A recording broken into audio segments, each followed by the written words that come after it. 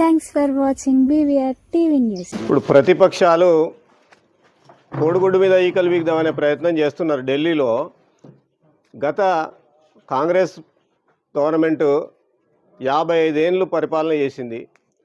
ఆ తర్వాత ఇప్పుడు బీజేపీ పరిపాలన చేస్తున్న క్రమంలో నీట్ పేపర్ లీక్ అయిందని చెప్పి దొంగలు పడ్డ 6 నెలల కుక్కలు మురిగినట్టుగా ఎప్పుడో పేపర్ లీక్ అయింది, మళ్ళా ఎగ్జామ్ పేపర్ లీక్ అయిందనే క్రమంలో మళ్ళీ గవర్నమెంట్ ఏం చేసింది, పకడ్బందీ చర్యలు చేపట్టి మళ్ళీ నీట్ ఎగ్జామ్ను సెక్యూరిటీతోని కండక్ట్ చేసి రిజల్ట్స్ కూడా వచ్చినాయి. వాళ్ళు జాయిన్ అయినరు, కాలేజీలో జాయిన్ అవుతున్నారు కూడా. ఇంకా ఆ క్రమంలో వీళ్ళు ఏమంటున్నారు, ఇప్పుడు అలా ఒక్క స్టూడెంట్ లేడు వీళ్ళు చేసే ఉద్యమంలో. వీళ్ళంతా పెయిడ్ ఆర్టిస్టులు వచ్చి అక్కడ నిలబడి ఢిల్లీలో అల్లకల్లోలం చేయాలి, దేశాన్ని అస్థిరత చేయాలని చెప్పి కాంగ్రెస్, ఆమ్ ఆద్మీ పార్టీ ప్రతిపక్షాలు కలిసి ఒక కుట్రపూరితంగా ఆ పని చేసుకుంటూ శాంతి భద్రతల కింద దాన్ని తీసుకురావాలని చెప్పి కుట్ర పన్నుతున్నారు. కాబట్టి ఇవాళ 150 సార్లు పేపర్ లీకేజ్లు అయినాయి, ప్రతి రాష్ట్రంలో జరిగినాయి. మన దగ్గర కూడా జరిగినాయి, తెలంగాణలో ఎన్నోసార్లు. మరి అట్లాంటి లీకేజీలను వాళ్ళు ఏం చేశారు? అదే మరి వాళ్ళు నైతిక బాధ్యత వహించి అప్పుడున్న ముఖ్యమంత్రి కానీ మినిస్టర్ కానీ ఏమన్నా రాజీనామాలు చేసిరా అని అడుగుతున్నా. ఇవాళ నరేంద్ర మోడీ చేస్తున్న అభివృద్ధిని చూడలేక, ఆయనకు వచ్చే పేరు ప్రతిష్టలను చూడలేక, వీళ్ళు ఓర్వలేక ఆయన మీద బురద జల్లే ప్రయత్నం చేసి గవర్నమెంట్ను అస్థిరత పరచాలా. ఢిల్లీలో విదేశాలకు సంబంధించిన ప్రతినిధులు ఉంటారు, కాన్సులేట్లు ఉంటాయి, కాబట్టి వాళ్ళ మీద ఇదంతా ఈ ప్రభావం అంతా విదేశాలకు తెలవాలని చెప్పి ఇదేదో అక్రమాలు జరుగుతానే, అన్యాయాలు జరుగుతానే అని చెప్పి కాంగ్రెస్ చేస్తున్న కుట్ర. రాహుల్ గాంధీ, నువ్వు తలకాయ కిందికి పెట్టి కాళ్ళు మీదికి పెట్టి నువ్వు ఎన్ని రోజులు తపస్సు చేసినా కానీ నీకు ఏం క్రెడిట్ రాదు, నిన్ను ఎవరు విశ్వసించేది లేదు. ఇప్పుడు ఆ ఢిల్లీలో చేసేదంతా పైసలు ఇచ్చి తీసుకొచ్చి దాదాలను, గుండాలను, రౌడీ షీటర్లను పెట్టి ఆడంతా అల్లకల్లోలం చేయాలని చూస్తున్నారు కాంగ్రెస్ గవర్నమెంట్.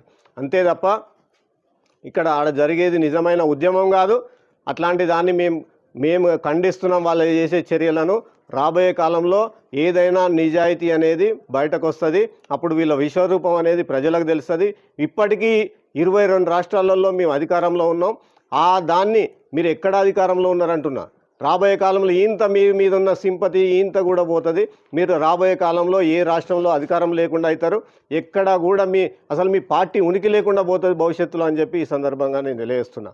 కాబట్టి ఇప్పటికైనా మీరు ఏదైనా ఉంటే కన్స్ట్రక్టివ్గా పార్లమెంట్లో చర్చించండి. పార్లమెంట్లో మోడీ సాబ్ చెప్పిండు, నడ్డాజీ చెప్పిండు, అందరూ ఏం చెప్తున్నారు, మీరు రండి దాని విషయంలో చర్చ జరుపుదాం, ఎవరు దాంట్లో అక్రమాలు చేశారు వాళ్ళకి శిక్ష పడేటట్టు చేద్దాం, వాళ్ళని అది చేద్దాం అంటున్నారు. ఇప్పుడు అంతా అయిపోయింది. ఇప్పుడు మీరు మళ్ళీ కొత్తగా మొదలుపెట్టి ఏ ఆయుధం దొరకట్లేదు. నరేంద్ర మోడీ దగ్గర ఏది రామ మందిరంలో ఏది నిధుల గోల్మాల్ అని చెప్పి అదొకటి, నీట్ పేపర్ అని చెప్పి, ఈ చిన్న చిన్న విషయాలు. ఒక రామ మందిరంలో గుడిలో ప్రతి గుడిలో దొంగలు ఉన్నారని మీరే అంటారు. మరి ఆ ఒక్క రామ మందిరం విషయంలో ఏం జరిగింది అనేది అది గవర్నమెంట్ చూసుకుంటుంది, నిఘా సంస్థలు చూసుకుంటాయి, దర్యాప్తు సంస్థలు చూసుకుంటాయి. మీరు ఇలా దాన్ని కొండంతలు చేసి చూపెట్టాలంటే మీరు ఆకాశం మీద ఉమ్మేసినట్టే ఉంటుంది. మీ పరువు మీరే తీసుకుంటున్నారు బజార్లో. నరేంద్ర మోడీ ఇంటి ముందర ధర్నా చేసినంత మాత్రాన నరేంద్ర మోడీకి ఏం చెడ్డ పేరు రాదు. నరేంద్ర మోడీ ఎట్లాంటాడో ప్రపంచానికి తెలుసు. మీ కాంగ్రెస్ పార్టీ ఆఫ్టర్ ఆల్ ఒక 2-3 రాష్ట్రాలలో కూడా అధికారంలో లేదు. మీరు ఎంత అని అడుగుతున్నా నేను. కాబట్టి ఇవాళ నరేంద్ర మోడీ చరిష్మా ఎక్కడ దెబ్బతిన్నది, మీరు ఎంత చేసినా నరేంద్ర మోడీకి ఏం ఒరిగేది లేదు మీ వలంగా. దేశ ప్రజలందరూ కాంగ్రెస్ అంటే ఏందో తెలుసు. భూమి నుంచి ఆకాశం దాకా మీ స్కామ్లే. అందుకే మిమ్మల్ని పాతరబెట్టిన్లు. ఉన్న రాష్ట్రాలు కూడా రేపు పీకెత్తాయి మిమ్మల్ని.